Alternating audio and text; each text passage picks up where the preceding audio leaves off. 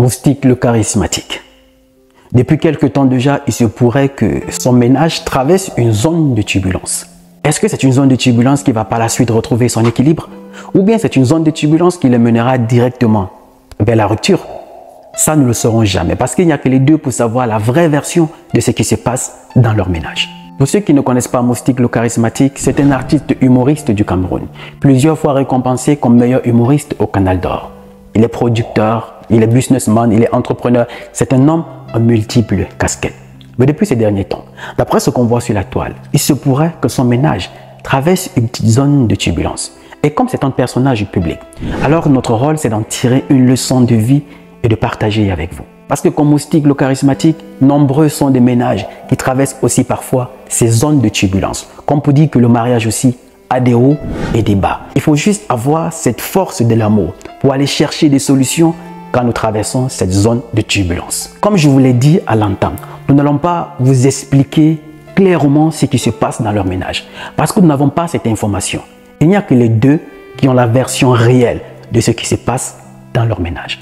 Mais ce que nous pouvons faire, comme toujours, c'est d'en tirer une leçon de vie et les partager avec vous. Et la première leçon de vie que je vais partager avec vous, ce n'est pas le mariage qui rend heureux, mais la personne à qui on se marie qui rend heureux. Et cette situation n'est pas que liée à celle que traverse Moustique le charismatique dans son ménage, mais à la plupart des ménages tout autour de nous. Parce que si vous avez remarqué, l'espérance de vie des nouveaux mariés aujourd'hui, de la nouvelle génération que nous sommes, c'est entre 3 et 5 ans. Et après, c'est la rupture totale. C'est quoi le véritable problème? On va essayer de trouver quelques solutions dans cette vidéo. Alors, reste jusqu'à la fin.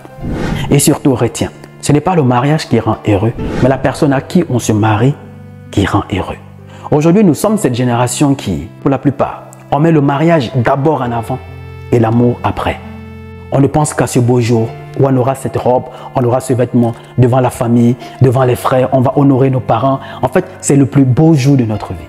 Mais ce qu'on oublie, c'est que c'est un seul jour où nous sommes à la une, où voilà, on fait plaisir à tout le monde. On fait même rêver ceux qui sont autour de nous, qui eux aussi veulent vivre ces moments-là. Mais le restant de notre vie ne sera plus à la une. Ce sera sous un toit avec notre partenaire. Et c'est là où on découvre le vrai visage de la personne. C'est là où on découvre en réalité qui est cette personne. Mais il y a qu'avant le mariage, il y a toujours des signaux qui nous donnent des informations sur le comportement de notre partenaire. Mais tellement concentré et focalisé sur le mariage, on met ça de côté.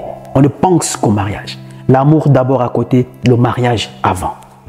On veut d'abord se marier.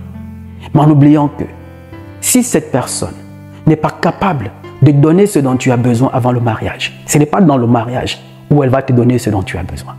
Si cette personne n'est pas capable d'éradiquer en elle un certain nombre de comportements qui, toi, te fait souffrir, te stresse, et tu sais consciemment qu'avec cette attitude, tu ne pourras pas vivre un ménage heureux. Ce n'est pas une fois marié que cette personne changera. D'où la période importante, c'est avant le mariage, pour structurer, réglementer, mettre des principes et des bases de ce qu'on vivra dans notre ménage. Parce que n'oublions pas, le mariage ne transforme pas la personne. Le mariage ne change pas les gens. Le mariage révèle tout simplement qui sont ces personnes en réalité. Je n'ai jamais vu quelqu'un perdre sa vie parce qu'il s'est marié en retard. Mais j'ai vu des gens perdre leur vie parce que par précipitation, on a épousé la mauvaise personne. J'ai vu des gens heureux devenus malheureux une fois mariés parce que par précipitation, on a épousé la mauvaise personne. Des personnes heureuses, remplies d'énergie, devenues vulnérables. Des personnes riches devenues pauvres parce que par précipitation, on a épousé la mauvaise personne. Ce n'est pas le mariage qui rend heureux, mais la personne à qui on se marie qui rend heureux. Si avant le mariage, cette personne n'est pas encore capable de donner ce que tu attends d'elle, elle n'est pas cette personne que tu veux réellement, avec qui tu te sens réellement prête à te marier, ce n'est pas dans le mariage. Cette personne va changer. Il y a toujours des petits signaux de façon indirecte que les gens nous montrent, mais tellement aveuglés par le mariage, tellement assoiffés par le mariage, soit parce qu'on s'est dit il faut bien s'officialiser, peut-être vu le statut du mari, ou vu le statut de la femme, ou au vu de ce que cet homme a comme bien matériel, la famille dans laquelle cette personne sort, parce que c'est aujourd'hui les critères sur lesquels la plupart des personnes se basent pour accepter X ou Y comme époux ou épouse. Je veux le marier en fonction de sa famille, en fonction du pays dans lequel il revient. Mais ce qu'on oublie, ce n'est pas avec la famille que tu vivras. C'est avec cette personne que tu vivras. Parce que le plus important n'est pas de se marier, mais c'est de rester marié. Le problème n'est pas d'accepter cette personne pour époux ou pour épouse et d'en fournir des efforts. Mais le problème, c'est quand c'est une seule personne qui fournit des efforts pour garder le mariage debout. Il arrive un moment donné où on est fatigué, où on n'en peut plus, où on n'a plus de force. Et c'est quoi la suite? Dépression, tristesse. Pourquoi? Parce qu'on se marie pour faire plaisir aux personnes qui étaient tout autour de nous. Quand on regarde les frères, les sœurs, les collègues, la plupart sont mariés, ont tous des alliances. Et on a comme impression d'être le dernier ou la dernière. Alors qu'est-ce qu'on fait? On précipite les choses parce qu'on veut aussi s'appeler Madame Telle. On veut aussi être marié. Aujourd'hui, la société veut nous inculquer que l'unité de réussite, c'est le mariage. Une fois marié, aujourd'hui, pour certains, c'est un critère de sagesse. C'est un critère de responsabilité. S'il suffit juste de se marier pour être responsable, on connaît tous le comportement de certains hommes mariés et femmes mariées qui laissent à désirer. Qui laissent à désirer. Que quand tu vois celle-là, tu te dis, mais ça, c'est un homme marié qui se comporte comme ça. C'est une femme mariée qui se comporte comme ça. Certains aujourd'hui sont conscientes que dans le ménage, elles ont perdu la joie de vivre. Elles ont perdu le sourire. Elles n'ont plus rien qui les retient dans ce mariage. Elles sont malheureuses. Ils sont malheureux. On a peur du regard de la société. On ne peut pas divorcer. On veut continuer de brandir l'alliance et donner l'impression devant les gens que tout va bien. On garde le sourire. Certains couples devant les gens, c'est le couple parfait. Ils sont toujours ensemble, bras dessous, ça va, tout va bien. Bisous par-ci, bisous par-là. Parce qu'on est devant les gens. Mais une fois à la maison, ils ne s'adressent même plus la parole. Chacun a sa chambre. Ce n'est pas le mariage qui rend heureux. C'est la personne à qui on se marie qui rend heureux. Certains aujourd'hui sont dans des ménages, elles ont comme impression qu'elles sont prises en otage. Elles sont prises dans un piège. Elles ne peuvent plus divorcer à cause de la pression de la famille. La famille ne veut pas la honte. Pour dire quand tu t'es marié, on a invité tout le monde. On a fait une grande fête. Tout le monde sait que notre fille est mariée, notre fils est marié.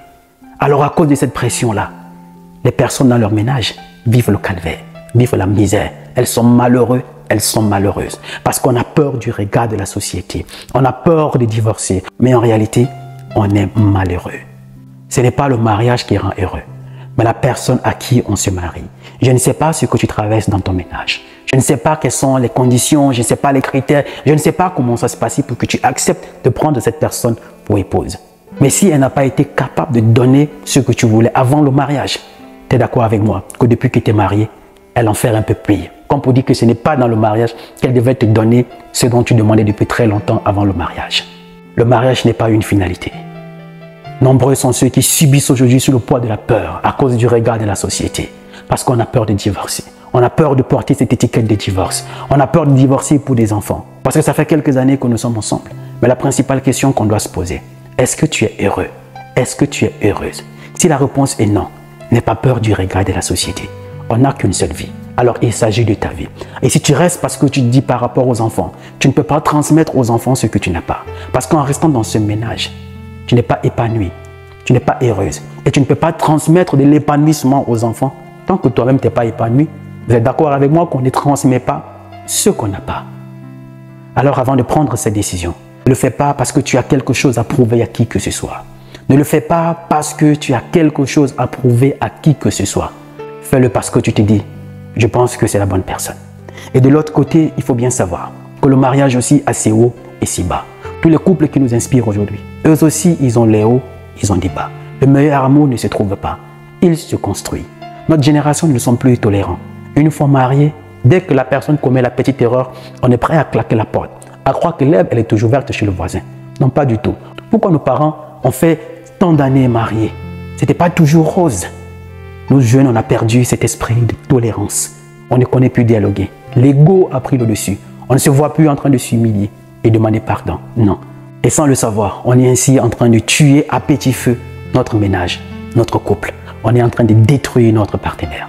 Certaines personnes, une fois mariées, veulent se comporter toujours comme s'ils étaient célibataires. Le mariage a ses principes qu'il faudrait se soumettre, à ses exigences qu'il faudrait l'accepter et non pas imposer ses exigences à sa partenaire ayant fait à sa tête. Ça ne marche pas ainsi. Parfois, il faut renverser les rôles et se dire, la façon dont je traite cette femme, la façon dont je traite ce monsieur, si je t'ai traité de la sorte, comment est-ce que je me sentirais? Après tout, c'est l'enfant de quelqu'un. Ce n'est pas le mariage qui rend heureux, mais la personne à qui on se marie qui rend heureux. Le véritable amour ne se trouve pas, il se construit.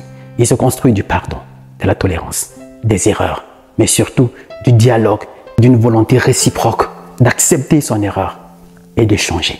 Alors je souhaite de tout cœur que Moustique le charismatique et son épouse, que ça soit juste une zone de turbulence qu'ils traversent, qui va les assagir et solidifier leur ménage, et que plus tard, ils continuent leur véritable histoire d'amour.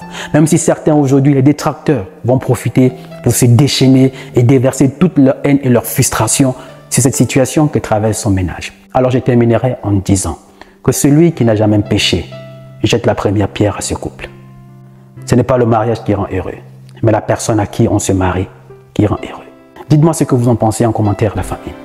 Je suis Roland Campbell, ton frère. Il n'est jamais trop tard pour rectifier le tir. Il n'est jamais trop tard pour sauver son couple. Il n'est jamais trop tard. Parce que le rêve n'a pas de date d'expiration. Salut!